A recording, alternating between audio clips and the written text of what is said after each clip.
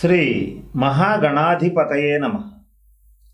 మనం కొన్ని సందర్భాల్లో ఎదుటి వాళ్ళకి రుణంగా ఇచ్చినటువంటి డబ్బు తిరిగి రాదు. అంటే ఇవ్వకూడని నక్షత్రాల్లో, ఇవ్వకూడని తిథుల్లో, అంటే ఉదాహరణకి భరణి నక్షత్రం రోజున ఇచ్చినటువంటి డబ్బు తిరిగి రాదు. అలాగే మంగళవారం, శుక్రవారం ఇచ్చినటువంటి డబ్బు, అంటే రుణంగా ఇచ్చినటువంటి డబ్బు తిరిగి రాదు. అలాగే అమావాస్య రోజు ఇచ్చినటువంటి డబ్బు తిరిగి వచ్చే అవకాశాలు తక్కువ.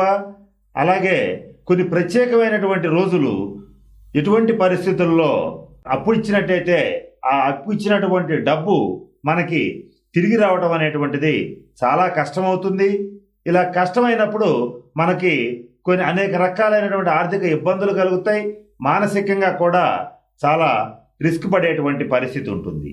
ఒకవేళ అటువంటి పరిస్థితుల్లో మనం ఇచ్చినటువంటి డబ్బు తిరిగి రాకపోతే ఒక చిన్న తంత్రాన్ని గనక పాటించగలిగితే మనం ఇచ్చిన డబ్బు వచ్చే అవకాశాలు దాదాపుగా 90% వరకు ఉండే అవకాశం ఉంటుంది.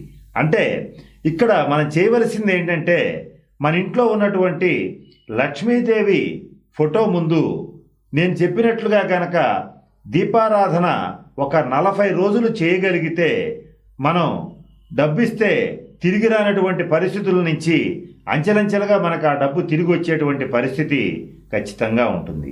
అదేమిటంటే, ముందుగా 3 రకాల నూనెలను తీసుకోండి. ఏంటంటే మొట్టమొదట ఆముదం, అలాగే నువ్వుల నూనె, ఆవు నెయ్యి. ఇవి 3 సమానమైనటువంటి కొలతలో తీసుకుని ఈ మూడింటిని మిక్స్ చేసి ఒక డబ్బాలో పోసి పెట్టుకోండి.